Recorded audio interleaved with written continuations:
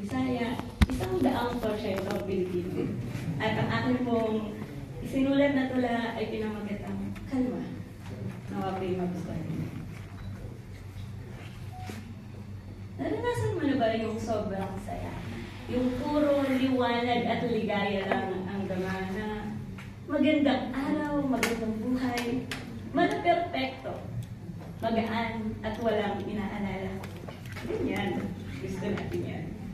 Pero naranasan mo na ba yung sobrang sayad ka na, sobrang bigat ng patong-patong na problema na parang bang sinipag manukso ang tadhana at pinagkaisahan kang gulpihin hanggang sa wala ka ng ibang buga. Ang galing. Muntik. Napakarami ko ng muntik na eksena, muntik mawalan ng hininga. Hindi ito base sa libro o pelikula, walang Ate Charo ng MMK o Kapuso Mo, Jessica Soho na drama. Hindi lang may isa, duwa, talo, aba naman, upat pa, konti na lang.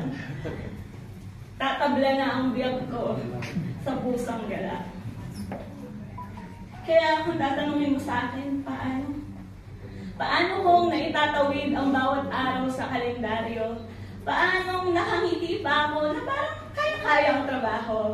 Na parang walang lamat ang pamilya ko at matatag kami ng nobyo ko. Kung tatanungin mo sa akin kung paano, sasagutin kita ng totoo. Hindi ko rin alam. Hindi malaman saan kamay ng Diyos nanggaling ang lakas para makaalpas, para ipatuloy ang laban, makaraos sa agos ng buhay.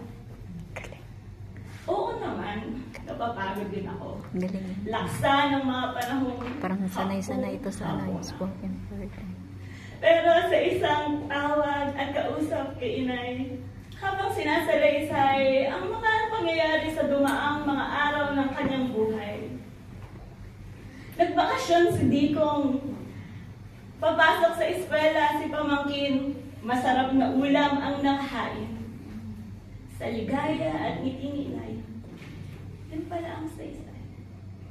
Alam mo yung kalma? Di maarog, di may paliwanag ng limitado kong isipan ang hinahang nararamdaman. Na para bang lahat ng pagod ay walang halaga kung ikukumpara sa ngiti nila. Isang matibay na muog at sandigan. Habang kami nagkukwentuhan, aking kublihan at sandigan habang malaya kaming nagtatalastasan dahil di naman mababatid ng dayuhan. Tik-tak, tik-tak. Lumalagpas na ang oras sa orasan. Lobat lang ang kalaban ng kwentuhang walang hanggan.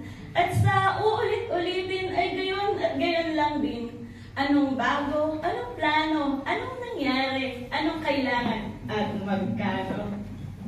Pero sa paulit-ulit mga pag-uusapan ay di mo pagsasawaan o nanaising may katapusan. Kalma. Na di mo mahanap kung saan kalma. Makikita mo lamang sa bisig ng pamilya, kalma. Ang tahimik na lingwahe ng pag-ibig, kalma. Na sana'y ating araw-araw makamit, kalma.